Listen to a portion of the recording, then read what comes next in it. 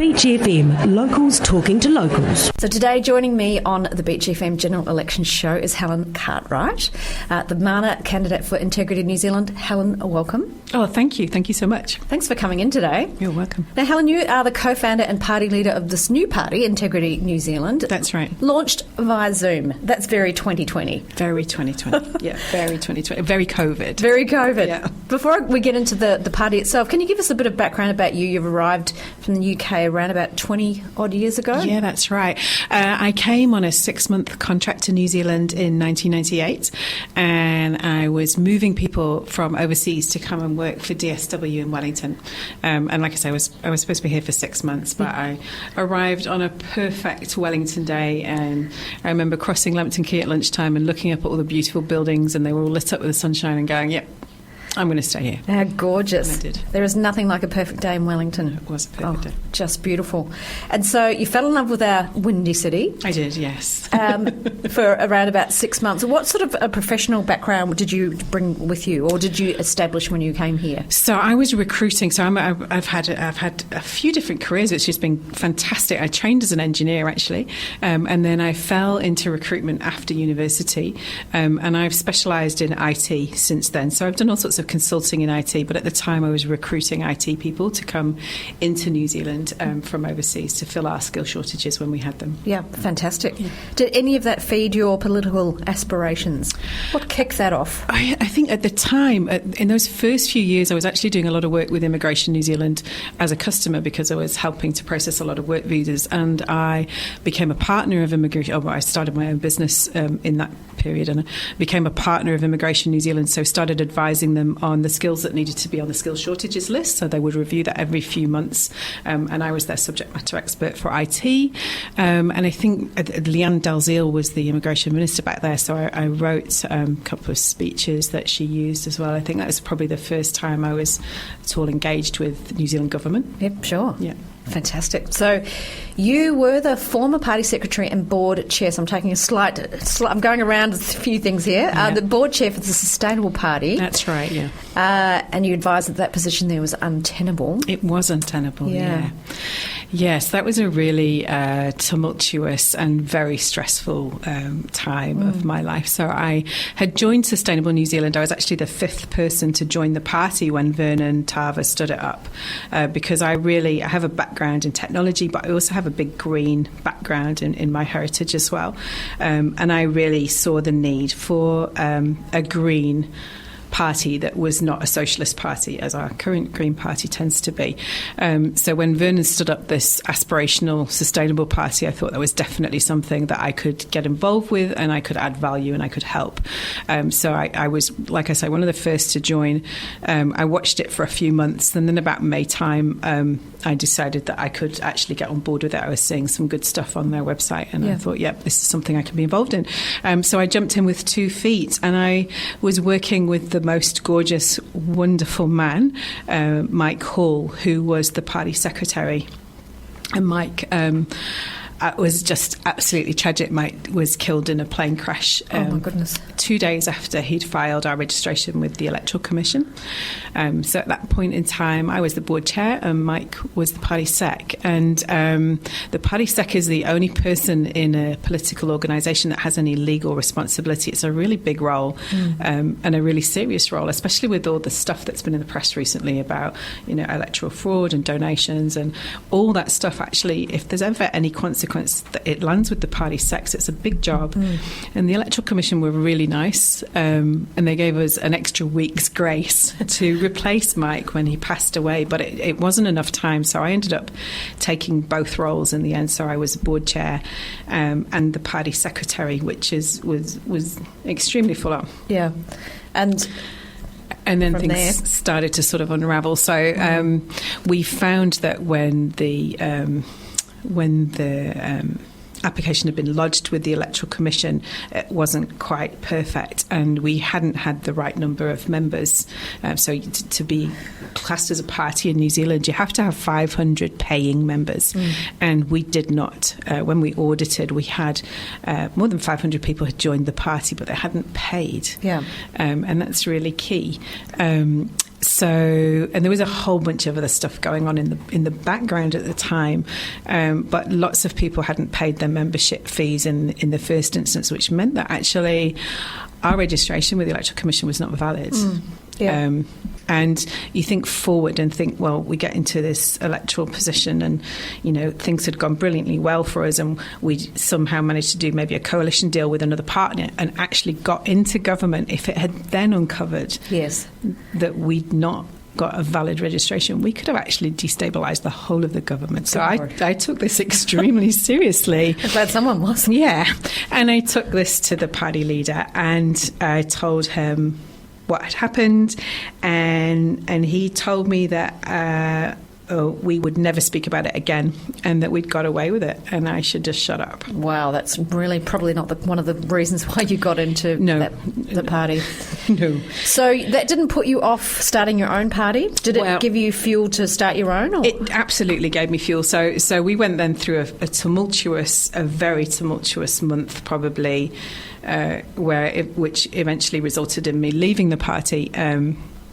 And within 24 hours of me leaving the party, every female in a position had also resigned, which tells you something else about another story. And then pretty much the whole organisation had resigned. Well, not the whole. There's a few key people that have stayed, but most of the organisation resigned and came with me. Yeah. How long did it take you to get that up off the ground? I think, it was February the 15th when I resigned, and I think we ran our first event in the first week of March. Yeah. So we all have a real passion for seeing real change happen in the government. And we had this vehicle that we thought was perfect, and the vehicle turned out to be not quite so perfect, but we still had the passion. So I think that's what we've held on to. So that you took with you that passion and all those ideas. What are those core ideas that you brought with you? Okay, so it's been such a glorious opportunity to create a political party from scratch. What a privilege. It's only New Zealand that would let you do that, right? So we've got 3 core values. Our core values are integrity, because obviously what we've just been through lacked a lot of integrity, but in the last couple of years, the integrity in Parliament's been shocking. There's also opportunities for us to do things better. So integrity, our second core value is hōora, so that concept of wellness and wellness that stretches from end to end in your life. And the third is equality, because there's lots of inequality in many different shapes and forms in New Zealand. And we translate those 3 things into 3 different sets of policy. So our policy comes into effect in the environment. So we are a pro-environment party. Our second strand of policy is all around people. to looking after the people who are in New Zealand, the people that need it most. And the third strand of policy is all around growth and business and economy, because you can't empower those other two if you don't have the money in the government coffers to do it. So bringing those three together, and we're not concerned about the things on the other side. The major parties of the day will decide what the police force looks like and what defence force looks like and what immigration policy is, or those major core government issues will be dealt with the major party. We're not a major party, we're a minor party, but that's our stall as a minor party, is those three areas. Yeah. Sort of talking for the people a little bit as well. Absolutely. And we really want to do that, change the discord. There's so much in politics all over the world which is top down, and people don't interface with the public, with the people who are affected by the policy that impacts their lives on a day-to-day basis. I saw Judith and Jacinda having their debate about child poverty this week, and you know what? Neither of them have ever walked down the street in Cannons Creek and seen the impact of their policy. You have, though, haven't you? Oh, absolutely. Yeah, absolutely. And I do it frequently. And I take my children, and we spend a lot of time helping out in the less salubrious areas of the electorate in any way that we can. So you have gone through similar things yourself in the past that you are bringing into your political party. You've got some empathy for those people in Cannons Creek. Yeah, able to elaborate a little bit on that and why that what drives me. Yeah. So I've been kind of think about it for a couple of days to try and articulate it well. So My father died when I was quite young, and my mother didn't cope with his illness very well. So she was an alcoholic and she was addicted to Valium. And so my father got sick when I was 2 years old. So life after 2 was a bit rubbish for me. Yeah. But the point of my life where change happened and I was able to harness this was at the age of 7. My family forgot my birthday. Oh. Which is a bit sucky as a 7-year-old. So I went to school, and school obviously hadn't forgotten my birthday because school knew they'd got it written down. So at school I was asked the question what I got for my birthday, and I lied, as 7-year-olds would, and said I'd got a bike because that's what I wanted. Oh. But I lived in a little tiny village, and it quickly became apparent that actually Helen had not got a new bike for her birthday. And then my life became hell as a 7-year-old because, the school bully was calling me out as a liar, and I was embarrassed, and I was mortified. It was a really awful thing for a 7-year-old child to go through. But you know what? That turned me and motivated me and has driven me for the rest of my life to achieve, to have material success, to be comfortable, to provide for my children, and also to help other kids that are in that position. So there were things that were not so great around my childhood, and if you look at New Zealand poverty standards, there were big chunks of time where I was in what we would call here extreme material hardship. I was the dirty kid who wasn't washed, who didn't have clean clothes, who had holes in her shoes. I didn't eat meat until I was in my teens because we couldn't afford it. So I have real life experience of that, and I am going to do everything I possibly can to change outcomes for our children who are suffering. Helen, thank you for that. And that was probably brought up some pain I didn't really mean to bring up. It's okay. It's okay because it made me who I am. Yeah, absolutely. And I applaud that. And to have some real people out there having a voice for those who don't or don't feel like they deserve to be heard is to be applauded. So thank you for sharing that story. That is fantastic. So I think you've given me a really good amount of information about what you would do for the Mana electorate. If you haven't heard that, you need the wax taken out of your ears. You've also got a waste management policy as well. That's one of my bugbears as well as plastic. I hate plastic. So give me a brief spiel on the management, because you can see the good and the bad from both of the big parties. Absolutely, you're sort of in the middle there, aren't you? But you've got some other particular policies. We've got some other particular policies, and they're mostly environmentally led, actually. And if you think about the Greens, we've probably got the same goals as the Green Party, but we're flipping the way that we're achieving the same outcomes. So waste management is something that's fallen through the cracks spectacularly over the last 10 to 15 years in New Zealand. And the Green Party's position is changing a little bit, but still not enough. We produce more waste per capita than any other country in the OECD. So we actually throw away more rubbish into landfill than the Americans. How is that possible? As a New Zealander, that is atrocious. We need to fix that. We need to fix that. That's embarrassing. So we've got an end-to-end proposal that actually starts at the border, because right now we don't even know how much plastic we import into New Zealand, and we do import massive amounts of plastic. So we don't make plastic here. We turn plastic into other stuff. We bring the raw materials in, and then we turn it into bottles or yogurt pots or ice cream pots, whatever.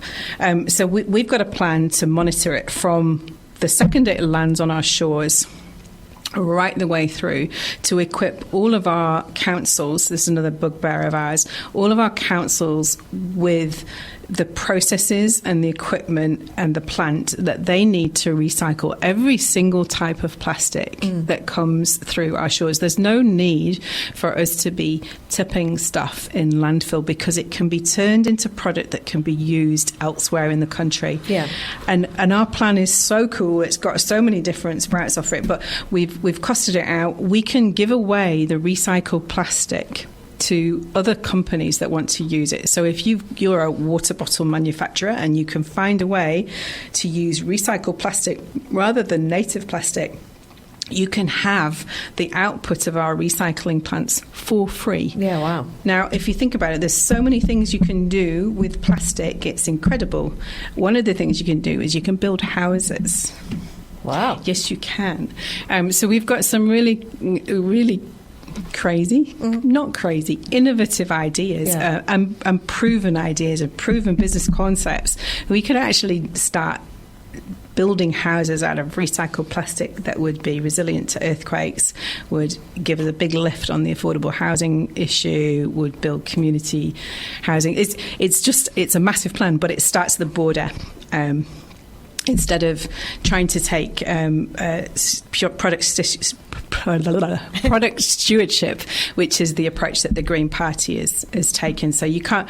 Product stewardship means getting a manufacturer to take ownership of the fact that they created that ice cream pot, and they've got to do something about how it's disposed of. It's really, really difficult to get manufacturers to own plastic once it's gone through your hands. Yes. Okay. Whereas if we are dealing with it from the border, we can do it in a whole different way. Fantastic. Wonderful. Now, finishing off, I've got some tough questions for you, which you'll need. Exciting. You'll need to be able to answer these if you get into politics. So, would you rather eat sweet or savoury? Depends on the time of day. Ooh. Depends on the time of day. Okay. After hours, definitely savoury. Would you rather be hot or cold? Hot. Mac or PC? Oh, God, PC every day of the week. Coffee or tea? Coffee. Cat or dog? Dogs, many. Football or rugby? This could cost English. you. Okay, let's clarify that. I'm English, so I'm a football fan. I am from Manchester. I support Manchester City because I'm from Manchester. But I've only ever supported the All Blacks. Oh, because clap. I fell in love with rugby when I got here. Yeah, fantastic. Yeah. That's all we need to know, really. That's the important stuff. Helen, it's been wonderful having you in the studio with me today. Thank you so much for inviting me in. It's been great. Thanks so much. Great. 106.3 Beach FM.